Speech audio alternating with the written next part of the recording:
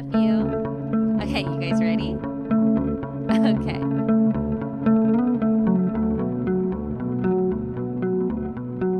Hello, Damalis. Welcome back. I'm so excited to introduce to you to my sister-in-law, Kendall, today. She's so sweet. And today we're gonna do things a little bit different where we're not gonna go really into anything else besides a birth story. Well, two birth stories. She is opening up and she's gonna tell us all about the birth story of my precious nephew and niece. And I'm so excited to just hear your story because I haven't even heard their story yet. And so it's just gonna be so much fun for me, and I'm sure that all the listeners are just gonna enjoy your stories so much too. So without further ado, this is Kendall. Okay, so I have Lewis Charles, who is 4.5, and then Isla Jane, who just turned 2 in February. Oh my gosh, I love those ages so much. I can't believe she's 2.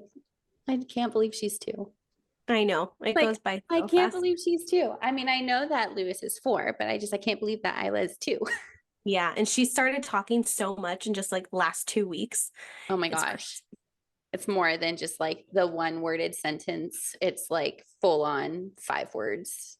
exactly. It's She's so crazy. cute. And all of her pictures I see, I'm always like, oh my gosh, she's adorable. Absolutely love her. Okay, so let's start with Lewis. Tell me about Lewis's birth story. You guys were Okay. Where were you? Were you in Florida or were you in Michigan? No, we were in Michigan Oh, for okay. my birth with Lewis. So yeah, we were living in Michigan because Solomon was in the Coast Guard. And at the time, Solomon was gone 5 days a week, 5 nights. So I was home by myself most of my pregnancy. Was it We 5 days moved, in a row or was it like 2 days yeah, and 2 days in a row. home? Oh, wow. Okay. I don't think I Yeah. remember him being gone 5 days in a row. Yeah. So he's really only home on weekends. Oh, okay. Sucked. Yeah. Was he Yeah. home nights or did he have to stay overnight too? No, he was overnight. Oh my gosh. Why do I not remember that? Okay. Probably because I wasn't there. Yeah. Continue. But so we actually ended up moving houses when I was 8 months pregnant, which was Yes, I crazy. remember that. Okay. Yeah. And then so I had I was so excited at the idea of doing a home birth, like an unmedicated birth, seeing all these women talk about it on Instagram and how it's the perfect way to give birth. And I went in for one of my OB appointments and found out that Lewis was going to be like 9 pounds. Yeah. And unfortunately, I got scared into doing a scheduled C-section. Yes. Didn't your Yeah. doctor like tell you that because you're a small person, you wouldn't be able to birth a big baby? Yes, exactly. And I actually remember texting you about that because I was so sad. Yep. And I just got so terrified Yep. the idea that he would get stuck or, suffocate somehow and that my baby would die, that I just like forgot about everything I wanted and I decided to do the scheduled C-section, Yep. Which is which for me sucked. emotional. Yeah, it's Yeah. emotional. It's traumatic, Yeah. especially a medical professional telling you information that's not necessarily true. Exactly. Exactly. Yeah. Which I feel like happens to so many women. Oh, yeah, I totally And C-sections are pushed so much, so much. Yep. for any reason. It's just, you should just have a C-section. It's easier, which it's Easier not. for who? Easier for the doctor or Exactly. easier for Like, you? exactly. Yeah. And so I had my C-section and the surgery itself went well. Mhm. My spinal tap failed a couple times, so that was a little tricky. They had to do it, I think, 4 different times. But surgery went well. I came out, everything was good. Um, and then we had CPS called on us on my second day of recovery because we weren't vaccinating. That's right. That's right. So yeah. From the So they hospital that told you were us, at? yeah, I guess one of the nurses reported us. Yeah. So They were like, you have to stay here. We're going to call some people. You're not going to be able to get discharged until we have all this stuff figured out. And Solomon and my anxiety was so bad. My Yeah. postpartum anxiety with Lewis was horrible. Absolutely horrible. I mean, you're I was extremely crying the whole hormonal. time. Yeah. Exactly. Exactly. So everything ended up being okay. I was discharged the What morning. happened? Like, what did they say to you? Like, what could they have actually have done? So they were like, it's really concerning to us that you're not going to vaccinate, especially the vitamin K. I remember them being really upset about. Um, just super upset. So Solomon and I spoke and we were like, let's just tell them that our plan is to vaccinate at Lewis's first pediatrician appointment. So we like quickly did research. We found a pediatrician. We had her come in. We told her that we wanted to make an appointment with her. And then she talked to the doctor, she talked to the nurses, everybody, and they seemed fine with that. So they discharged us on my fourth day in the morning, which sucked. We had to spend an extra day in the hospital. Mm-hmm. And like all you want to do after you give birth is go home, you know, and get back into your groove of things and spend time with your baby. And I think it's just, especially like one of the biggest things that I wanted to do after my C-section was I wanted to take a shower in my shower. yes, Like I just felt yes. disgusting.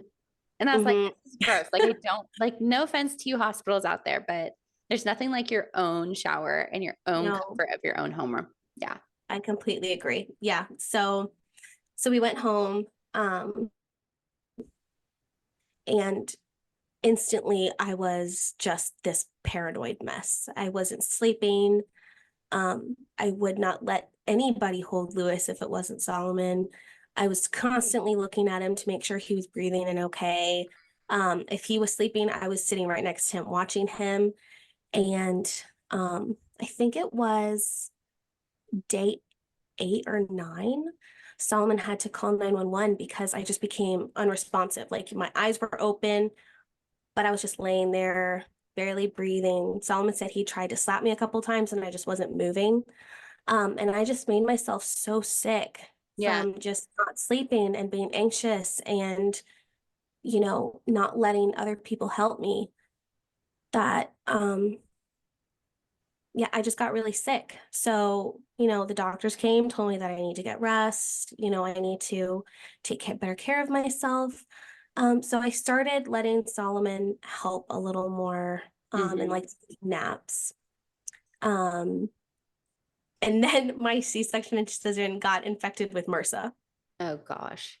So I had to go back to the hospital. They had to do a bunch of tests on my incision. They actually had to open it back up and Oh my. swab it, which was the most painful thing ever. They didn't numb me or anything. Um, and then I was on antibiotics for 2 weeks to kill the infection. So Lewis's birth after was just insane. It was a roller coaster. I really didn't get to enjoy it, even though I did love having him. I was just, I wasn't asking God to help me, to make me feel more calm. I wasn't seeking like his peace or his presence. I was just so fixated on the fact that I needed to take care of my baby and no one else could help me that I was just plummeting. Like it was horrible, horrible,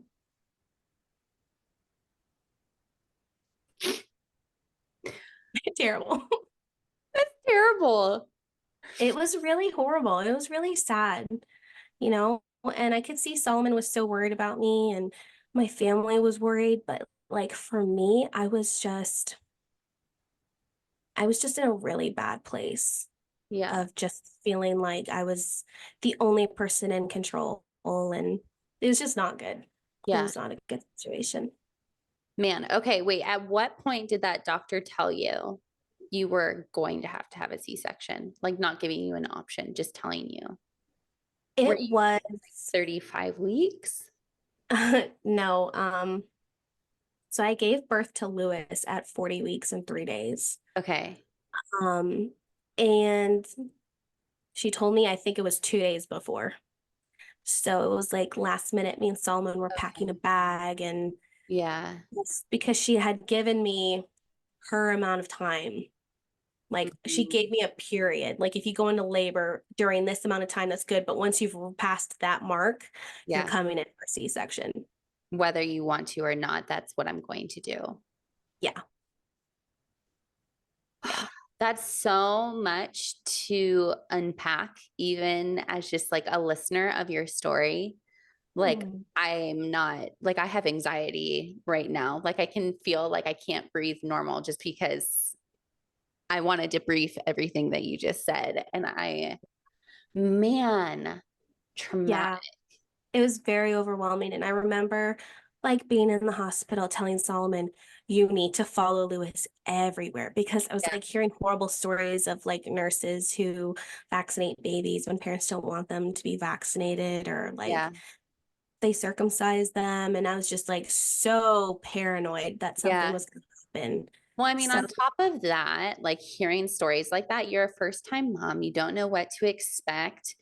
And then things aren't going the way that you had initially hoped they would go. right.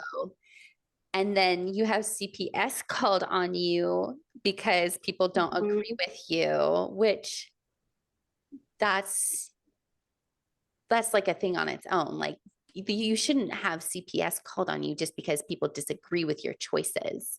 Right. Because it doesn't Totally make you a agree. bad parent, you know? Exactly. But in a lot of people's eyes, that's like the worst thing you can do for your kids. Like that's the word, like you're exposing themselves or exposing your kids to death. That's what people think, like if you don't vaccinate them, they're just Yeah. doomed. They're going to spread disease. And, so you get really judged for it Yeah.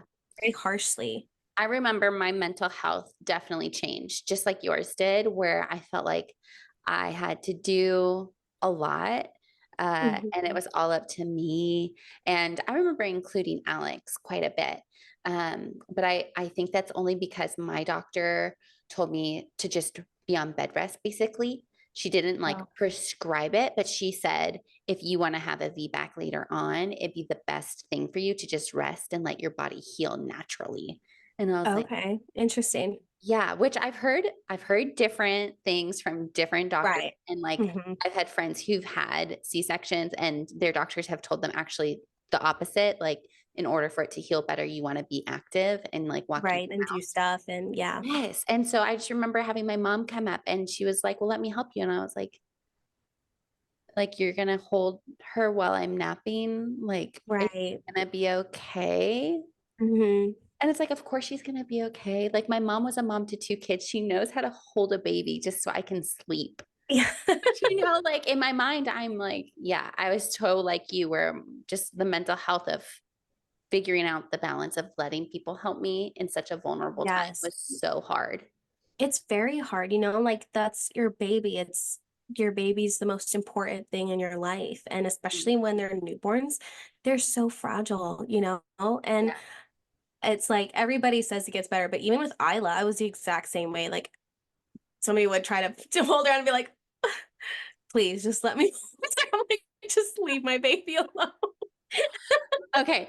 So, talking about Isla, after Yes. going through that experience with Lewis, Hmm. what were your thoughts during your pregnancy with Isla leading up to her birth? Like, what were you expecting? Were you hoping for something completely different? Because you were in a different state, different doctor, different hospital, different standards. No one's going to call CPS like on you. So tell me all about that. Okay, so with Isla, I was hoping to be able to do a VBAC. I was hoping to be able to do something different. Whether it was delivering vaginally at a hospital or at home. Um, I just knew I wanted something different than my last experience. And I actually ended up going through with another scheduled C-section. This time it was because I kind of psyched myself out thinking that maybe I wasn't strong enough, that like my pain threshold wouldn't be strong enough. And I just felt like it was something I've done. I was familiar with it. I knew she'd come out okay. And it was something I felt like would be best. And it is sad because I have wanted to be a mom since I was 2. Like, I have pictures of breastfeeding my baby dolls and like carrying them around everywhere. I see And that picture. um So cute. and I've always wanted to deliver naturally, Yeah. at home, preferably, but whatever. Um, and I never got to do that. And I think it's because I honestly feel like it's because doctors just scare so many women into thinking that they're not big enough or the baby's too big or, anything. Like, it's so frustrating. And, if I don't know. I guess it's stupid, but like if I hadn't gone to an OB, I probably would have just been fine at home with a midwife and I would have just given birth. I wouldn't have even thought that Lewis was too big or that I was too small for Isla. Um, and Isla came out tiny. Like Lewis was 9 pounds and Janie was just 7 pounds. She was so little and sweet. Um, and though it was familiar and I thought I was going to go the same, my C-section with Isla was really bad. Um, I got to the hospital. First of all, I was a wreck having to leave Lewis for 3 days. I had never left him for anything. Mhm. I was telling Solomon things as bad as like, let's just stay home and let's just wait for the baby to come out because I don't want to leave Lewis. I'd rather Lewis be safe and something happened to me while giving birth than leave him. Like, Mhm. just all these terrible lies flooding my mind that he wasn't going to be okay and that if I left him, something bad was going to happen. Mhm. So I was just a mess when I got to the hospital. I couldn't stop crying.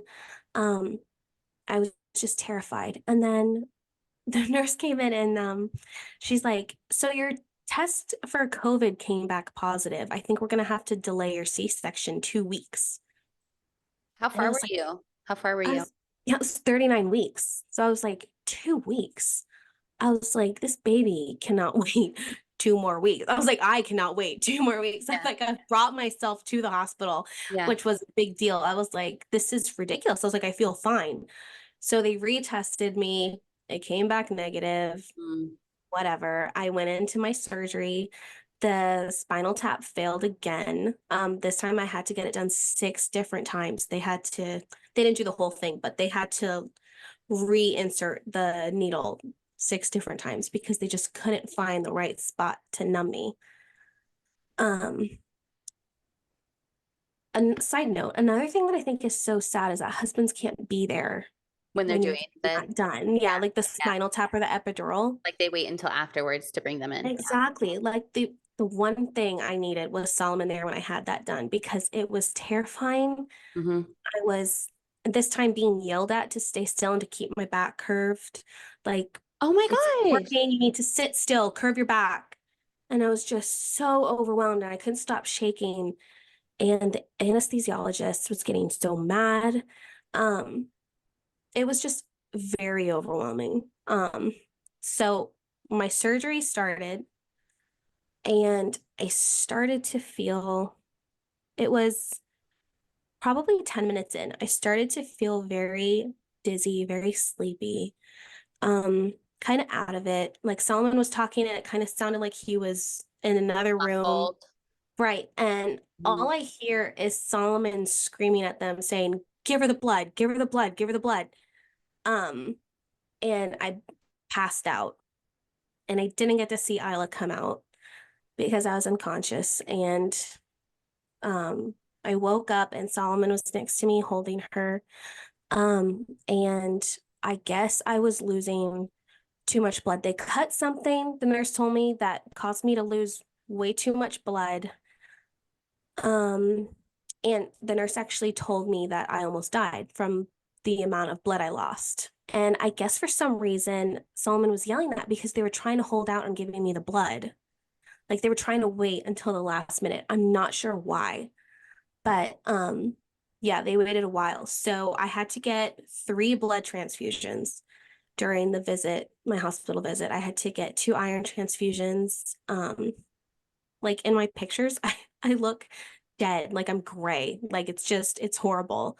Um, And yeah, so the surgery with Isla was much worse and not at all what I had expected would happen. Um, so that was traumatic. And plot twist, we got CPS called on us again in Florida, of all places. Oh my gosh. Okay. That actually, I'm very The surprised state about that. of, doing whatever you want to do and freedom, we got called CPS on us. Yeah. Because So, you didn't want vaccinations or something else this time. correct. And this was for the Hep B. That doesn't Mhm. make any sense at all. No. So this one went a little better. Nobody ended up coming, they ended up clearing it up because we said it was like a religious preference. Yeah. Um, Which is totally legal. right. Yeah. Exactly. So that was it for that. But still stressful, still like, are you kidding me? Yeah. Like, come on, just let us make our decisions Yes. and let me go home and be a Yeah. mom, Yeah.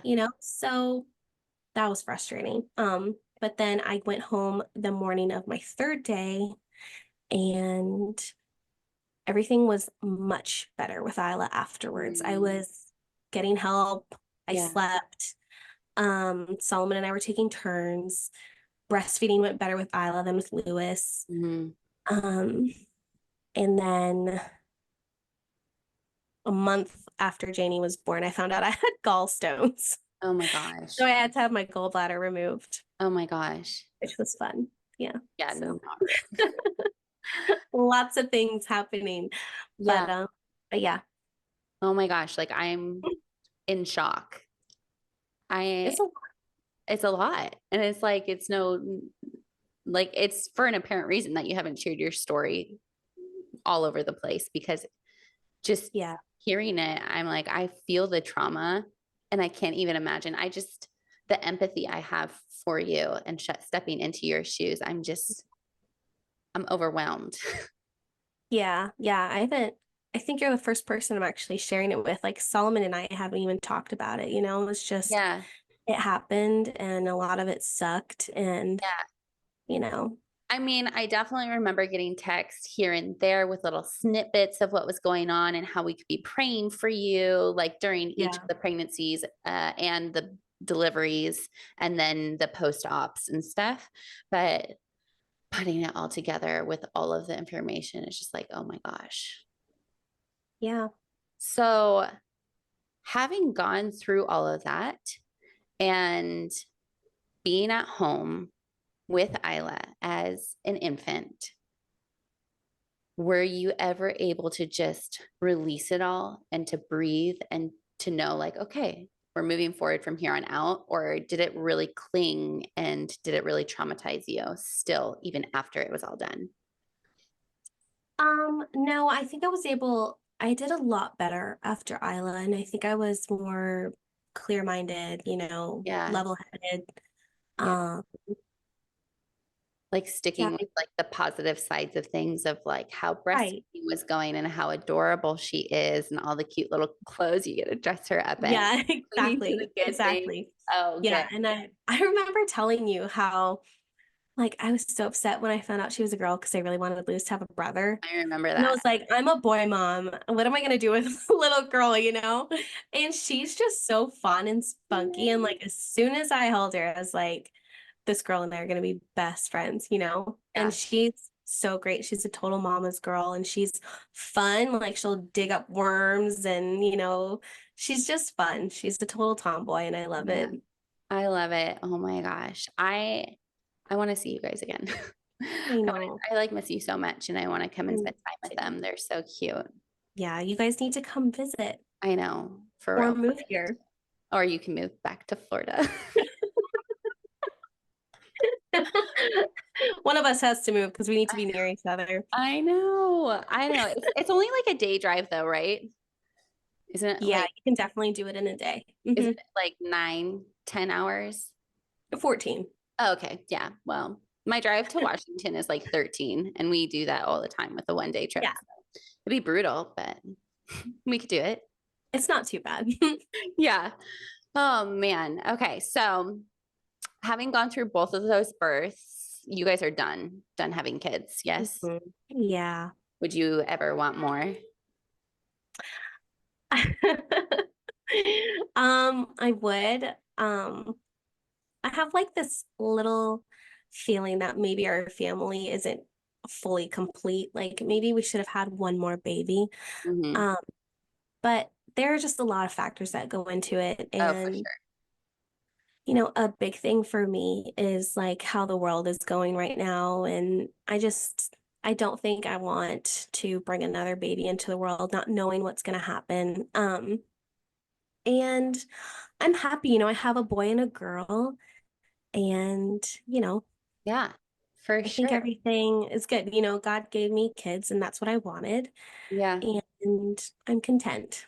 Good. Okay, talking about happiness, Hmm. what currently has been just like a happy moment where you've just paused and like you just smiled, like both like outwardly, but like internally, your heart was just like bursting at the seams with happiness. Hmm. Yeah, so um we just moved, as you know, Mhm. and we were in like such a small space before. Kids weren't able to go out and play in a yard. Um, Lewis wasn't really able to make noise like when Isla was sleeping because it was just such a small space, that the kids weren't able to just do whatever they wanted. And now we have a big yard, and it's like when I go out there and sit and I just watch them running and screaming and laughing and playing and digging up the backyard and, chasing Maple around. Yeah. It just makes me so happy. Like, not only to see them do that, but to see how far Solomon and I have come as a couple, like where we started based on where we're at now, Yeah. and how much effort and time he's put into making sure that our family is comfortable and, financially stable and able to have nice things. Um, it's just a feeling of gratefulness and appreciation and gratitude. Um, not just seeing my kids have fun, but like having a husband who is so loving and supportive all the time. Um, it just makes me happy. So, and Oh, Lewis, oh my gosh, Lewis is literally my life. Like, I don't have favorites, but he's just so he's your favorite tender. son. Yes, exactly. So tender and sweet that it's every time I see him, I can't help but smile. Like the things he does, he's just such a sweet kid. I just adore him. I think one of my most favorite moments about Lewis, like in just like the recent past, is like him catching that fish and then cooking it on his little bonfire for Oh my gosh, tacos. I know. It's like, oh my gosh, that is so cute. Like, oh my He's gosh. adorable. I swear that kid could sit on a dock all day long and fish and be perfectly content. Yep. He just loves it. Oh my gosh. Okay. Well, talking about fish tacos, do you have a family recipe or like a meal that you guys like to eat regularly? I know that there is one that comes to my mind, but like, is there something that you're thinking of that would be easy for Yeah. moms to make for their kids or moms to enjoy? Yeah, definitely. So I make this chicken dish with pasta. So it's chicken breast and a cup and a half of chicken broth Okay. and two minced garlic cloves. I use like a cup of heavy whipping cream Uh-huh. and Ooh, okay. a Yeah. third cup of grated parm. And Okay. you mix all that together. You sear the chicken with some olive oil. Hmm. And then you put roasted tomatoes on top. Oh, yum. And you stick it in the oven for 20 minutes on 350. And it is delicious. I serve it on top of spaghetti, and Oh, it's kind of like yum. a chicken Alfredo Yeah, yeah. meets like chicken broth. I don't know. It's so good. It is Yeah. so yummy. My gosh, I'm excited. It sounds so good. Like cooking it into the chicken broth and then you added the parm and I'm like, "Oh my gosh, I have to try Yeah, this for the kids." yes. It's really, really yummy. Oh my God. Okay, so wrapping things up, I'm going to pray for our listeners. Dear God, we thank you so much just for Kendall's bravery to share her story. it might not have been her plan, but you were there throughout it, and you can make all things good. And I just thank you so much that my niece and my nephew are here and they are healthy, and that my sister is here and she is healthy. I thank you so much just for the joy that they have in just living life day to day and not taking things for granted, but enjoying one another's company. And oh man, that the traumas of their births isn't a factor in anything in their lives, that it happened and then it was done, and she didn't cling to it. She let it go and moved on. And I just pray that if there are any listeners tuning into this episode who are dealing with traumatic birth stories, or maybe who are pregnant, that you will just be with them, letting them know that you are in control and that you will turn all things for good and for your glory no matter what happens, and that they will have a peace about going into birth, or a peace of just letting go of what happened. We thank you so much for this interview and for my sister Kendall. In Jesus' name, amen. All right, Damalis, thank you so much for tuning into this episode. I hope you've enjoyed it just as much as I have. I definitely was struck with just shock, but it was a good one. It was a good one. I hope that you guys will stay tuned, and in 2 weeks you will hear the next episode. And while you're waiting, make sure that you click that subscribe button on the platform that you are listening on, so that you'll get the notification when the episodes come out. See you next time. Bye.